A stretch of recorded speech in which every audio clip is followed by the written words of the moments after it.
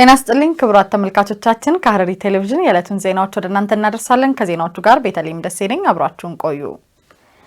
በክልሉ ያሉትን የተፈጥሮ ጸጋ በመጠቀም የቱሪዝም መዳረሻዎችን ማልማት መቻሉን የሐረሪ ክልል ባህል ቅርስና ቱሪዝም ቢሮ ገለጸ። ቢሮ ባለፉት 4 ዓመት ከ6 ወራት ከቱሪዝም ዘርፉ የተገኘው ገቢ በከፍተኛ ሁኔታ መጨመሩንም ጠቁሟል። ትዕይንት ደባልቄ ተጨማሪውን ታቀርበዋለች። ባለፉት 4 ዓመት ከ6 ወራት በሐረሪ ክልል ያለውን የተፈጥሮ ጸጋ በመጠቀም ክልሉን ተመራጭ የቱሪዝም መዳረሻ በማልማት ረገድ ከመቼውም ጊዜ በላይ ለውጥ አምጪ ተግባራት መከናወናቸውን የክልሉ ባህል ቅርስና ቱሪዝም ቢሮ ኃላፊ አቶ ተወለደ አብዶሽ ገልጸዋል። አቶ ተወለደ ከሐረሪ ብዙሃን መገናኛ ኤጀንሲ ጋር በነበራቸው ቆይታ የጀጎል ዓለም አቀፍ ቅርስን ለነዋሪዎቿ ምቹና ለቱሪስት ሳቢ በማድረግ ረገድ የጀጎል የውስጥ ለውስጥ መንገዶች ልማት በ3 ዙሮች ተከናውኖ አራተኛው ዙር በመልማት ላይ ይገኛል ብለዋል። የጋራ እይታን ከመፍጠር አኳያ ጀጎል የነጣላ እይታ ውጤት የጎዳት ነበረች። ቱሪስቱ ሳቢ አልነበረችም። ኢቭንዞ የዓለም ቅርስ አካል ብትሆንም እንደዚህም ለነዋሪው ምቹ የመኖሪያ ስፍራም አልነበረችም። ይህን ለማስተካከል ጀጎል ውስጥ ለውስጥ መንገዶች 25 ኪሎ ሜትር ናቸው።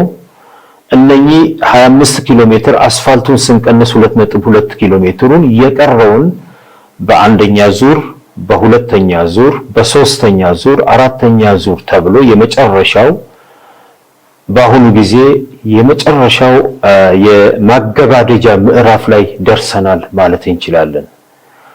ይህ ስራ በሚሰራበት ጊዜ በመንግስት በጀት ሳይሆን ተቋማት፣ የተለያዩ አካላት፣ የህብረተሰብ ክፍሎች ከገጠር እስከ ከተማ፣ ከከተማ እስከ ዲያስፖራ ድርጅቶች ተሳትፈውበት የተሰራ ስራ ነው። የክልሉ የጀርባ አጥንት የሆነው የቱሪዝም ልማት በተሰጠው ከፍተኛ ትኩረት የጀጎል ዙሪያ የቅርስ ጥበቃና ልማት ተጨማሪ ለቱሪዝም ዘርፉ አቅም መፍጠር መቻላቸውንና በዘርፉ የሚገኘውም ገቢ ከእጥፍ በላይ መጨመሩን ኃላፊው ጠቁመዋል።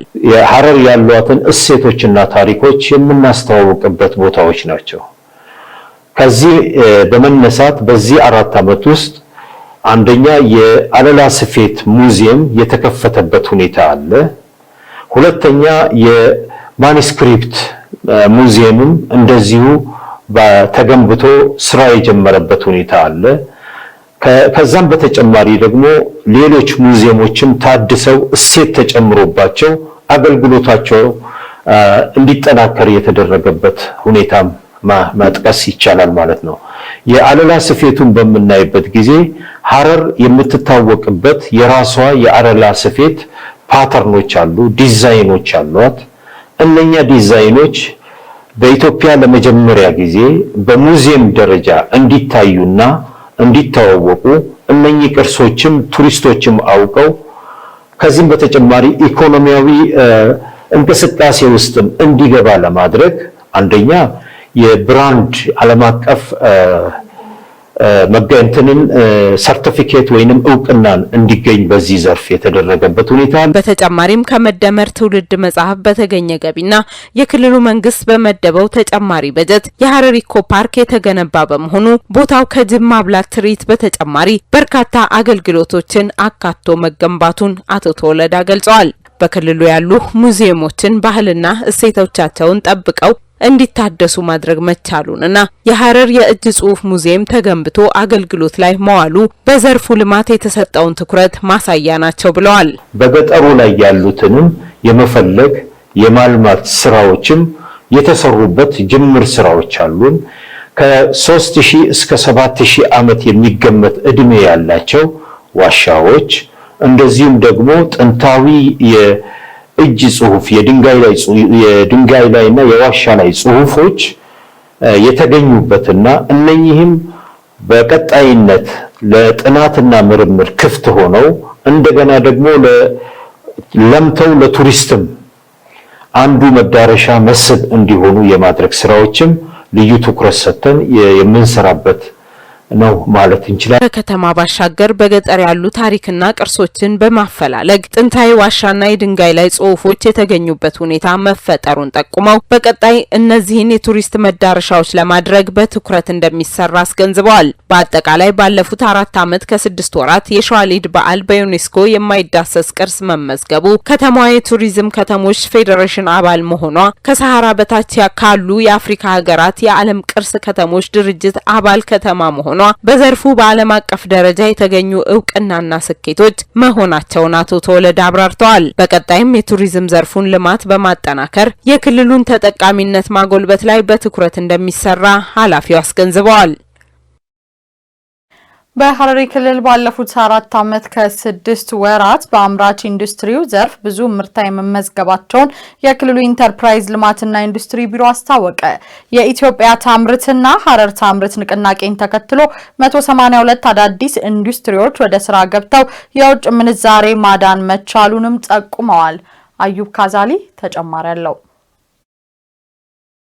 በሐረሪ ክልል ኢትዮጵያ ታምርትና ሐረር ታምርት ንቅናቄዎችን ተገን በማድረግ ባለፉት 4 ዓመታት ተኩል በዘርፉ መጠነ ሰፊ ስኬቶች መመዝገባቸውን የክልሉ ኢንተርፕራይዝ ልማትና ኢንዱስትሪ ቢሮ አስታውቋል። ክልሉ ለበርካቶች የስራ ዕድል የፈጠሩና የውጭ ምንዛሬን የታደጉ ግዙፍና መካከለኛ ፋብሪካዎች ባለቤት መሆን የቻለ ሲሆን ይህም የክልሉ ማህበራዊና ኢኮኖሚያዊ እንቅስቃሴ በከፍተኛ ደረጃ ቀይሮታል። የቢሮው ኃላፊ አቶ ኢስማኤል ዩሱፍ ከሐረሪ ብዙሃን መገናኛ ኤጀንሲ ጋር ባደረጉት ቆይታ ከለውጡ በፊት የነበረው የልማት አቅጣጫ ለዘርፉ እድገት ማነቆ የነበሩ በርካታ ችግሮች እንደነበሩበት አስታውሰዋል። ይሁን እንጂ መንግስት ተግባራዊ ባደረገው ሀገር በቀል የኢኮኖሚ ማሻሻያና የፖሊሲ ማስተካከያዎች አማካኝነት እነዚህ ማነቆች በመቅረፍ ዘርፉን ማነቃቃት መቻሉን ገልጸዋል። የክልሉ መንግስት ለዘርፉ በሰጠው ልዩ ትኩረት ባለፉት 4 ዓመታት ተኩል ውስጥ ብቻ 182 አዳዲስ የአምራች ኢንዱስትሪዎች ወደ ዘርፉ የተቀላቀሉ ሲሆን ይህም በክልሉ ኢኮኖሚያዊ እንቅስቃሴ ላይ አዲስ ምዕራፍ ከፋች ሆኗል። በዘርፉ የተመዘገበው ሌላው ትልቁ ስኬት የኢንዱስትሪዎች የማምረት አቅም በከፍተኛ ደረጃ መጨመሩ ሲሆን ከለውጡ በፊት 35 በመቶ ብቻ የነበረው የክልሉ አጠቃላይ የኢንዱስትሪ የማምረት አቅም በአሁኑ ወቅት ወደ 62.5 በመቶ ከፍ ማለቱ ተገልጿል። ይህ የማምረት አቅም እድገት ባለፉት 4 ዓመታት ተኩል 56405 ቶን ምርቶችን ለማምረት ያስቻለ ሲሆን ቀደም ሲል ከውጭ ገቡ የነበሩ ምርቶችን በመተካት 72,813,000 ዶላር የውጭ ምንዛሪን ለሀገር ማዳን ተችሏል ብለዋል። ዘርፉ ለ4207 ዜጎች ቋሚ የስራ ዕድል የፈጠረ ሲሆን በተለይም በሴቶችና በወጣቶች ተሳትፎ ላይ የታየው ለውጥ እጅግ የሚበረታታ መሆኑን አቶ እስማኤል ገልጸዋል። ተኪ ምርቶችን ከውጭ ገቡ የነበሩትን አገር ውስጥ በማምረታችን እንደ ክልል ብቻ ባለፉት 4 ዓመት ተኩል ወደ 56405 ቶን የሚሆን የተኪ ምርቶችን በክልላችን አምርተናል ማለት ነው። እነዚህ 46405 ቶን የሚሆነው በክልላችን የተመረተ ነው ባለፈው 4 ዓመት ተኩል ላይ ማለት ነው። ስለዚህ አንዱ የተኪ ምርቶችን የመተካት ስራ ውጤታማ ሆነ ስራ የሰራበት ሁኔታ ነው። ሌላ የዳነ ውጭ ምንዛሬ ይሄ ማለት ነው ያንን ምርት በእኛ ክልል ባናመርት ኖሮ ወደ ውጭ ከውጭ ሀገር ይመጣ የነበረውን ዶላር ከፍለን የምናስመጣው ማለት ነው። ስለዚህ የዳነ ውጭ ምንዛሬን በሚመለከት ወደ 72,813,000 ዶላር ማለት ነው የውጭ ሀገር ምንዛሬ የዳንበት ሁኔታ ነው ወደ ዶላር ሲንቀየር። እንደ አጠቃላይ ወደ 182 የሚሆኑ ኢንዱስትሪዎች ናቸው ባለፉት በለውጥ ዓመታት በመካከለኛም በአነስተኛም በከፍተኛም ደረጃ እነዚህ ወደ ኢንዱስትሪ የገቡበት ሁኔታ ነው ያለው። የተወሰነ ኢንዱስትሪ ብቻ ናቸው ከግብአት አቅርቦት ጋር ተያይዞ ያለው ቀጣይ ትኩረት የሚፈልጉ በተለይ የምግብና መጠጥ ጋር ተያይዞ ያለው ትኩረት አድርገን በተለይ ቆዳ ጋርም ተያይዞ ያለው ከኛ ምርት ጋር ተያይዞ ያለው ትኩረት ኤሪያ አርግተን ይሄን ያለበት ሁኔታ ነው ያለው። ኢንዱስትሪዎችን ከማዘመን አኳያ ቴክኖሎጂ እንዲጠቀሙ ዲጂታል ከማድረግ አኳያ የቀጣይ ትኩረት አድርገን ይሄን ያለበት ሁኔታ ነው። ስራ ዕድል ፈጠራ አኳያ በጣም ሰፊ ስራ ዕድል በኢንዱስትሪ ዘርፍ ብቻ ማለት ነው ወደ ስራ ዕድል አጠቃላይውን ሳይሆን በኢንዱስትሪ በማኑፋክቸሪንግ ኢንዱስትሪ የተፈጠረ ስራ ዕድል በምናይበት ጊዜ ወደ 4207 የሚሆኑ ዜጎች ቋሚ የስራ ዕድል ፈጠራ በክልላችን ባለፉት የለውጥ ዓመታት የስራ ዕድል የተፈጠረበት ሁኔታ ነው ያለው። ስለዚህ ከዚህ ጋር ተያይዞ ያለው ኢንዱስትሪው ከፍተኛ የሆነ የመነቃቃት የተፈጠረበት ሁኔታ ነው ያለው። በተለይ የኢትዮጵያ ታምርት ንቅናቄ የሐረር ታምርት ንቅናቄ በዛ ደረጃ ከ2014 ጀምሮ ከፍተኛ የሆነ የኢትዮጵያ ታምርት ንቅናቄ አካሄደናል። በዚህ ንቅናቄ በኢንዱስትሪ ዘርፍ ያለው ከፍተኛ የሆነ ግንዛቤ እንዲፈጠር ተደርጓል። የአምራች ኢንዱስትሪዎች ያለባቸው ማነቆች እንዲፈቱ የተደረገበት ሁኔታ ነው። የኢንዱስትሪዎች አጠቃላይ የማምረት አቅም አጠቃቀማቸውን ስናይ ከለውጡ በፊት ማለት ነው 35% ነው ያለው የማምረት አቅም።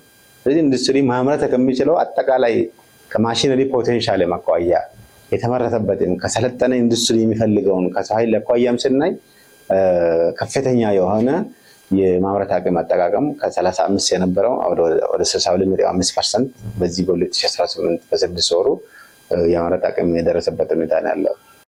የሐረር ታምርት ንቅናቄ ምርቶችን በተመጣጣኝ ዋጋ ለህብረተሰቡ በቀጥታ በቅዳሜ ገበያና በተለያዩ ኤግዚቢሽንና ባዛሮች በማቅረብ የኑሮ ውድነትን ለማረጋጋት ትልቅ አቅም ሆኗል። በአሁኑ ወቅት በክልሉ እየተከናወኑ ያሉ የኮሪደር ልማት ስራዎች የክልሉን የኢንዱስትሪ ምርቶች በስፋት እንዲጠቀሙ በማድረግና ለሌሎች ከተሞችን ምርቶችን በማቅረብ ሰፊ የገበያ ትስስር መፍጠር መቻሉ ተመላክቷል።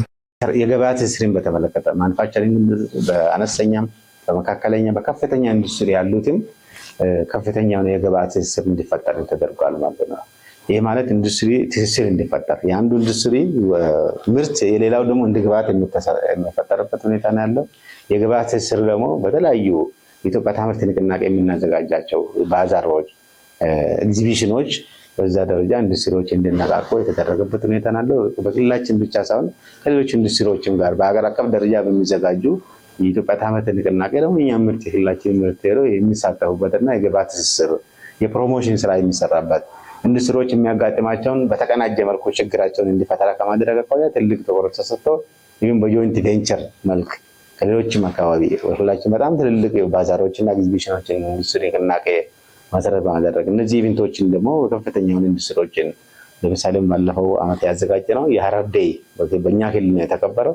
የተዘጋጀው ባዛር በእኛ ክልል ብቻ ሳይሆን እኛ ከውጭ የሚመጡ ባለሀብቶችም ጋር ተያይዞ የእውቀት ሽግግር እንዲያደርጉ ቴክኖሎጂ ሽግግሮችም ጋር እንዲያደርጉ እነዚህ የምናዘጋጃቸው ባዛሮችና ኤግዚቢሽኖች ኢንዱስትሪ ከፍተኛ ደረጃ እንዲነቃቃ የተደረገበት ሁኔታ ነው ያለው። የክልሉ መንግስት አምራቾችን ለማበረታታት የወሰዳቸው እርምጃዎች ሐረርን ከቱሪዝም ማዕከልነቷ ባለፈ የኢንዱስትሪና የንግድ ማዕከል ለማድረግ ለተያዘው ታላቅ ራዕይ ትልቅ ማሳያ መሆኑን ተገልጿል። ከዚህም ባለፈ የግብዓት አቅርቦትን በማሻሻል ለአምራች ኢንዱስትሪው የሚቀርቡ ግብዓቶችን በክልሉ በማምረት ተመጋጋቢ አሰራርን ለመፍጠር የተቻለ ሲሆን ዝቅተኛ የማምረት አቅም ላይ የነበሩ ፋብሪካዎችን ወደ ሙሉ ስራ በመመለስ የአካባቢ ጸጋዎችን ወደ ምርት ማምጣት ተችሏል። ከመሰረተ ልማትና ድጋፍ ጋር ተያይዞ ለዘርፉ እድገት ማነቆ የነበሩ የመብራት፣ የመሬት፣ የመንገድና የውሃ አቅርቦት ችግሮች ባለፉት ዓመታት ልዩ ትኩረት ተሰጥቶ ውጤታማ ስራዎችም ተከናውነዋል።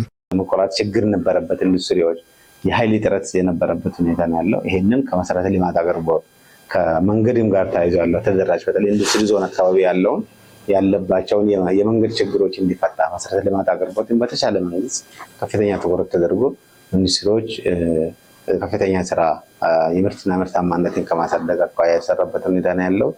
በኢኮኖሚ ድርሻ ያለው ኢንዱስትሪ በከፍተኛ ደረጃ የክልሉን ጂዲፒ ላይ ኮንትሪቢዩት እንዲያደርግ ኢንዱስትሪዎች በማምረት አቅም አጠቃቀም የሰለጠነ ሰው ለግብዓት አቅርቦት የቴክኖሎጂ ሽግግር አውቶሜሽን ፕሮሰሱ ደግሞ በዘመናዊ መልክ እንዲያመርቱ ከማድረግ አኳያ በከፍተኛ ደረጃ ለውጥ የታየበት ሁኔታ አለ። እንደ ምሳሌ እንደ ሳምፕል የምናየው በተለይ ከኮሪደር ልማት ጋር ተያይዞ ያለው አጠቃላይ የመንገድ መብራቶች በጣም ዘመናዊ የሆኑ የክልሉን ካልቸር ጠብቆ ከውጭ ይመጣ የነበረው ከተለያየ አካባቢ ተገዝቶ ይመጣ የነበረው በእኛ ኢንዱስትሪ ነው እየተመረተ ያለው ማለት ነው። እንደ ምሳሌ ብንወስድ በቀጣይም የመሰረተ ልማት አቅርቦቶችን ይበልጥ በማዘመን ክልሉን ለኢንቨስትመንት ተመራጭ የማድረግ ስራው ተጠናክሮ እንደሚቀጥልና ባለፉት 4 ዓመታት ተኩል መንግስት ለዘርፉ የሰጠው ትኩረት ተጨባጭ ውጤት ማስገኘቱን ኃላፊው አረጋግጠዋል።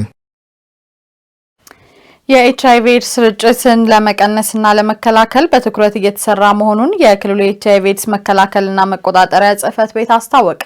ህብረተሰቡ ስለ ቫይረሱ እያሳየ ካለው መዘናጋት ወጥቶ የባህሪ ለውጥ እንዲያመጣ የቅንጅት ስራ ተጠናክሮ መቀጠል እንዳለበትም ተገልጿል። ዘገባው የትራያና ነው። ተጨማሪውን ናርዶስ ዳምጤ ታቀርበዋለች። እንደ ዓለም የጤና ድርጅት ከሆነ ኤችአይቪ በዓለም አቀፍ ደረጃ አሳሳቢ የጤና ጉዳይ ከመሆኑ ባለፈ እስካሁን ድረስ ከ40 ሚሊዮን በላይ ሰዎችን ቀጥፏል። የሐረሪ ክልል የኤችአይቪ ኤድስ መከላከልና መቆጣጠሪያ ጽሕፈት ቤት ኃላፊ አቶ ሀፊዝ መሐመድ ከሐረሪ ብዙሃን መገናኛ ኤጀንሲ ጋር በነበራቸው ቆይታ ኤችአይቪ ኤድስ በሀገራችን በሽታው ከተገኘ በኋላ በርካታ አምራች ወጣቶችን ያመከነ አስከፊ በሽታ መሆኑን ተናግረዋል። በክልሉ የቫይረሱን ስርጭት ለመከላከልና ለመቀነስ ተጋላጭ የህብረተሰብ ክፍሎች፣ አፍላ ወጣቶች፣ ታራሚዎችና ሴተኛ አዳሪዎችን መሰረት ያደረገ ስራ እየተሰራ እንደሆነም ገልጸዋል። ህብረተሰቡ ስለ ቫይረሱ እያሳየ ካለው መዘናጋት ወጥቶ የባህሪ ለውጥ እንዲያመጣ የቅንጅት ስራ ተጠናክሮ መቀጠል እንዳለበትም ገልጸዋል። ከዚህም በተጨማሪ ቫይረሱ በደማቸው የሚገኝ ዜጎችን የመንከባከብና የመደገፍ ስራ ላይ ሁሉም ሊረባረብ እንደሚገባም አስገንዝበዋል። خبره خنا غزل አሉ ኸጂጃ ራዊን ከኝ ገረ ነመሰገልተሚ ፊ በ2018 ባለፉት 6 ወራት ውስጥ ወደ 97 የሚጠጉ አዳዲስ ሰዎች በኤችአይቪ ኤድስ ተይዘዋል። እንደ ጽህፈት ቤቱ እቅዳችን መሰረት በ2017 15 የቡና ቤት ሴቶች ተይዘዋል እና በ2018 7 ሰው ብቻ ተይዘዋል። በአሁኑ ጊዜ በክልሉ 4720 የደም ምርመራዎች ተደርጎ ቫይረሱ ታይቶባቸው መድኃኒትም እየወሰዱ ነው። ፍለቹላ ፎሪ ደዋ ረሃያሚ ደዋ ከነፍለቹ ጅሩ ለማ ኩማፉሪ ፊ ቱርባተሚ ለማጅራ ከናን ከኛት ይችላል። የአሁኑ ትውልድ በበሽታው ተጋላጭ እንዳይሆኑ መጠንቀቅ እንዳለባቸው ከበሽታው መተላለፊያ መንገዶችን መቆጠብ እንዳለባቸው ማስገንዝበዋል። ልቅ የሆነ የግብረ ስጋ ግንኙነት፣ ስለታማ ነገሮችን መጋራትና ጥንቃቄ የጎደለው የደም ንክኪ የቫይረሱ መተላለፊያ መንገዶች ከሆኑት መካከል እንደሚጠቀሱ አስታውሰዋል። ደጎ ከነጋማ ዮ አክንመት ከንት ፉፉታቴ ቦደ በላኑታ ይህ ቸልተኝነት ከቀጠለ ከፍተኛ ችግር ይኖራል፣ ሊሰራበት ይገባል። በመከላከያ በኩል በተለያዩ መንገዶች የተሰራ ያለው ስራ በቂ ነው ብዬ አላስብም። በዚህ ስራ ብቻችንን አይደለንም። በተቋማት ውስጥ ያሉ የመንግስት ሰራተኞች በዚህ በሽታ እንዳይጎዱ ለማረጋገጥ አብረን እንሰራለን። እንዲሁም ከባለድርሻ አካላት በተለይም ከተማሪዎች ጋር በኤችአይቪ መከላከል ላይ እየሰራን ነው። ጀኖች ደሁን አከስመት መነበርኖታት ወጂኒ ወጀና በመጨረሻም የኤችአይቪ ኤድስን የመከላከልና የመቆጣጠር ስራ ሁሉም ባለድርሻ አካላት በትኩረትና በቅንጅት መስራት እንዳለባቸው መልእክታቸውን አስተላልፈዋል።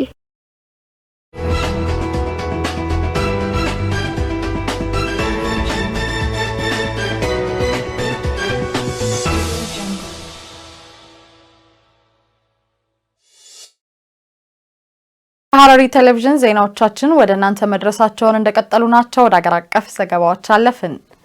ኢትዮጵያ በብዝሃ ዘርፍ ኢኮኖሚ ልማት እያከናወነቻቸው ያሉ የልማት ስራዎች የሚታይ ውጤት እያስገኙ መሆኑን የብሔራዊ ባንክ ገዢ ዶክተር ኢዮብ ተካልኝ ገለጹ። በሌላ ዜና ከ800 በላይ ዓለም አቀፍ ባለሀብቶች የሚሳተፉበት የኢንቨስትመንት ፎረም በመጪው መጋቢት ወር ላይ በአዲስ አበባ ሊካሄድ መሆኑን የኢትዮጵያ ኢንቨስትመንት ኮሚሽን አስታወቀ። እሌንሽ መልስኝንና መሰል ሀገር አቀፍ ዘገባዎችን በተከታይነት ታቀርብልናለች። ኢትዮጵያ በብዝሃ ዘርፍ የኢኮኖሚ ልማት እያከናወነቻቸው ያሉ የልማት ስራዎች የሚታይ ውጤት እያስገኙ ነው ሲሉ የብሔራዊ ባንክ ገዢ ዶክተር ኢዮብ ተካልኝ ተናግረዋል። የምስራቅ አፍሪካን የንግድና ኢንቨስትመንት አቅም ወደ ተጠቃሚነት ለማሸጋገር የሚያስችሉ እድሎች ላይ ያተኮረው ኢሊቬት አፍሪካ 2026 በአዲስ አበባ ተካሂዷል። ዶክተር ኢዮብ ተካልኝ በዚህ ወቅት እንዳሉት ኢትዮጵያ በሀገር በቀል የኢኮኖሚ ማሻሻያና የማክሮ ኢኮኖሚ ማሻሻያው ትግበራ መሰረታዊ ለውጥ ለማምጣት እየሰራች ትገኛለች። በማሻሻያ ሂደቱ የተለያዩ ሀገራትን ተሞክሮ መቀመሯን ገልጸው በብዝሃ ዘርፍ የኢኮኖሚ ልማት እያከናወነቻቸው ያሉ የልማት ስራዎች የሚታይ ውጤት እያስገኙ ነው ብለዋል። ኢሊቬት አፍሪካ ከጉባኤ የተሻገረ የገበያ ማዕከል መሆኑን በመረዳት ኢትዮጵያ እድሉን ለመጠቀም ዝግጁ መሆኗን አመልክተዋል። የስራና ክህሎት ሚኒስትር ሙፈሪያት ካሚል በበኩላቸው በእውቀትና ክህሎት ሀገርን ውጤታማ ማድረግ ዘመኑ የሚጠይቀው አርበኝነት መሆኑን አንስተዋል። የወጣቱን ኃይል በማብቃት በዘርፉ ያለውን አቅም ለመጠቀም የሚያስችሉ ስራዎች እየተተገበሩ መሆናቸውን መግለጻቸውን የፋና ብሮድካስቲንግ ዘገባ ያመለክታል።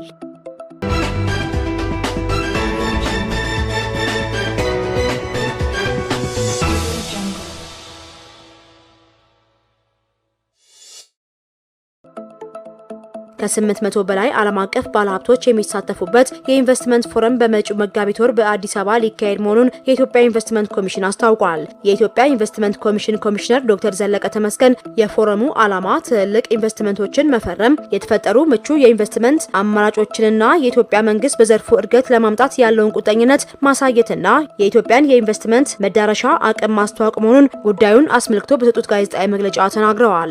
ከዚህ ባለፈም ኢትዮጵያ ያላትን ምቹ ስነ ምህዳርና የማክሮ ኢኮኖሚ ማሻሻያው የፈጠረውን ምቹ እድል ይታወቅበታልም ተብሏል። በፎረሙ ከ2.6 ቢሊዮን ዶላር በላይ የኢንቨስትመንት ስምምነቶች ይፈጸማሉ ተብሎ እንደሚጠበቅም በመግለጫው ተመላክቷል። ኢንቨስት ኢን ኢትዮጵያ የኢንቨስትመንት ፎረም ኢትዮጵያ ለኢንቨስትመንት ዝግጁ ናት በሚል መሪ ሀሳብ መጋቢት 17 እና 18 በስካይላይት ሆቴል ይካሄዳል። ዘገባው የኢቲቪ ነው።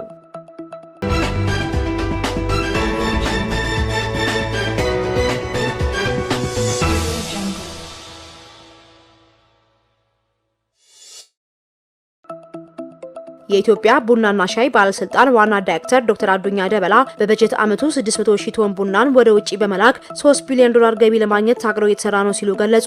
የተያዘውን ግብ ለማሳካትም የቡና አምራቾችና ላኪዎች በቅንጅት ሊሰሩ እንደሚገባ ጠቅሰው መንግስትም ግቡን ለማሳካት ቁርጠኛ መሆኑን ተናግረዋል። ቡናን ጥራቱን በመጠበቅ ወደ ውጪ ለመላክ ርብርብ ማድረግ አስፈላጊ መሆኑን አመልክተው በዚህም የውጭ ምንዛሬ ግኝትን ወደ አዲስ ከፍታ ለማድረስ የተቀናጀ ስራ ማከናወን እንደሚጠበቅ ተናግረዋል። የኢትዮጵያ ቡና በዓለም አቀፍ መድረክ ያለውን ተወዳዳሪነት ለማስቀጠል ከአርሶ አደሩ እስከ ውጭ ገበያ ያለው የጥራት ቁጥጥር ስርዓትን ይበልጥ ለማዘመን የተጀመሩ ስራዎች ተጠናክረው እንደሚቀጥሉም ገልጸዋል። የኢትዮጵያን የቡና ወጪ ንግድን በዓለም ገበያ ተወዳዳሪነቱን ለማሳደግና የቡና አቅርቦት ውጤታማነትን ለማረጋገጥ ትኩረት መሰጠቱንም ተናግረዋል። በቡና እሴት ሰንሰለት ውስጥ የሚሳተፉ አርሶ አደሮች፣ አቅራቢዎችና ላኪዎች በእኩልነት ተጠቃሚ የሚሆኑበት አሰራር ይበልጥ እንዲጠናከር ይሰራልን ብለዋል።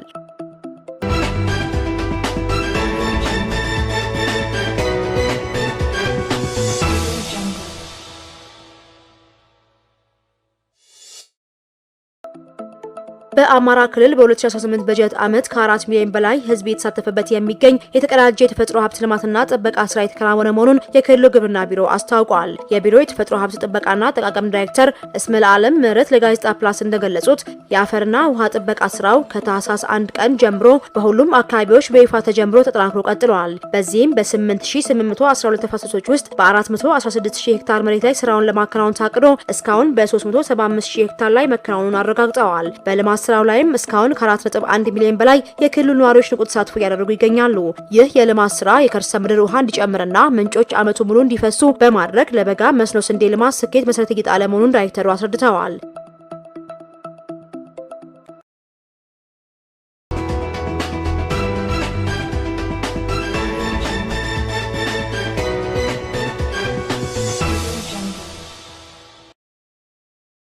የውጭ ዜና ታንዛኒያና ጋና በታንዛኒያ አሩሻ በተካሄደው ከፍተኛ የሁለትዮሽ ውይይት የተፈጥሮ ሀብቶቻቸውን መሰረት ያደረገ ኢኮኖሚያዊ ትብብርን ይበልጥ ለማጠናከር መስማማታቸውን ገለጹ።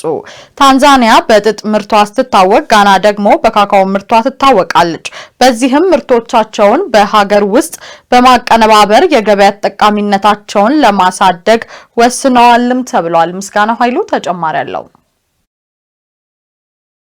የታንዛኒያዋ ፕሬዝዳንት ሳሚያ ሱሉሁ ሀሰን እና የጋናው አቻቸው ፕሬዝዳንት ጆን ድራማኒ ማሃይማ ትናንት ሰኞ የካቲት 23 2018 ዓ.ም በአሩሻ በሚገኘው መንግስት ግቢ ባደረጉት ውይይት አገራቱ ያላቸውን ተፈጥሮ ሀብት በጥሬው ወደ ውጪ ከመላክ ይልቅ እሴት በመጨመር ኢኮኖሚ እድገታቸውን ለማፋጠን ተስማምተዋል። የግብርና ምርቶቹ እሴት መጨመርን በሚሰሩ ስራዎች ታንዛኒያ በጥጥ ምርቷና ጋና ደግሞ በካካኦ ምርቷ ላይ የሚታወቁ ሲሆን ምርቶችን በሀገር ውስጥ በማቀናበርም የገበያ ጠቃሚነታቸውን ለማሳደግና ለወጣቶች የስራ ዕድል ለመፍጠር ወስነዋል። ሁለቱ መሪዎች በማዕድን ቁፋሮና በንብረት አስተዳደር ዙሪያ ልምድ ለመለዋወጥ እንዲሁም በማዕድን ዘርፍ የሚገኘውን ገቢ በቀጥታ ለሕዝብ ተጠቃሚነት እንዲውል በሚያስችል ፖሊሲዎች ላይ ለመተባበር ተስማምተዋል። በምዕራብና በምስራቅ አፍሪካ መካከል ያለው የንግድ ልውውጥ ለማቀላጠፍ የአየር ትራንስፖርት ትስስርን ማጠናከር ሌላኛው የትኩረት አቅጣጫ ነው። በፋይናንስ ቴክኖሎጂና በሳይበር ደህንነት ዙሪያ በጋራ ለመስራትም ከስምምነት ላይ ደርሰዋል። ፕሬዝዳንት ሳሚያ ሱሉሁ ሀሰን በጋራ መግለጫቸው ወቅትም ዋናው ቅድሚያ የምንሰጠው ጉዳይ የተፈጥሮ ሀብታችን ለሕዝባችን ተጨባጭ ጥቅም እንዲሰጥ ማድረግ ነው ሲሉ ገልጸዋል። ፕሬዝዳንት ጆን ማሃያማ በበኩላቸው ጋና በማዕድንና በካካኦ ዘርፍ ያደረገቻቸው ማሻሻያዎች በማንሳትም አገራቱ በጥሬ ዕቃ ላኪነት ላይ ያላቸውን ጥገኝነት መቀነስ እንዳለባቸው አሳስበዋል። ይህ የሁለቱ ሀገራት ስምምነት የቀድሞዎቹ መሪዎች ጁሊየስ ኔሬሬና ከዋኖ ንክሩማ የነበራቸውን የፓን አፍሪካዊነት ራዕይ ወደ ተግባራዊ ኢኮኖሚ ትብብር ያሸጋገረ መሆኑ ተመላክቷል።